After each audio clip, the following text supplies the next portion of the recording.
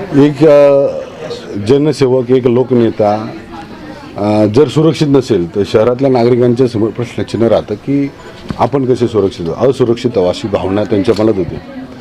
आदरणीय लक्ष्मीभाऊ जगताप यांच्या भावाच्या ऑफिसवर हल्ला करणं म्हणजे एक भ्याड हल्ला आहे तो. त्याचा आम्ही निषेध करतो. आज सकाळी आम्ही सगळेजण जमलो होतो, पण पोलिसांनी त्यांचं पण थोडंसं कौतुक करावं लागेल, कारण त्यांनी रात्री 2च्या आधी ते 4 आरोपी पकडले सुद्धा.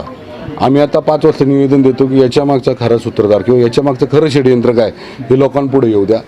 जर याच्या मागं खरंच काय षडयंत्र असेल तर ते लोकांना कळायला पाहिजे. हा आमचा त्यामागे उद्देश. त्यासाठी शहरामध्ये म्हणजे सगळ्यांनी मिळून म्हणजे NGO असतील, लोकप्रतिनिधी असतील, पोलीस प्रशासन असेल, पिंपरी चिंचवड महापालिकेचं प्रशासन असेल, याच्यासाठी यांनी म्हणजे लोकांमध्ये जनजागृती केली पाहिजे. चांगलं मार्गदर्शन, चांगले व्याख्यानं किंवा चांगल्या लोकांना या ठिकाणी येऊन प्रबोधन केलं पाहिजे. नाव समोर आलं तर आम्ही सांगू ना, नाव समोर आलं ना तर आम्ही जसं तसं उत्तर देणार ना. आम्ही पण म्हणजे हे नाही केलेलं. आम्ही पण छत्रपती शिवाजी महाराजांच्याच महाराष्ट्रातले आहोत.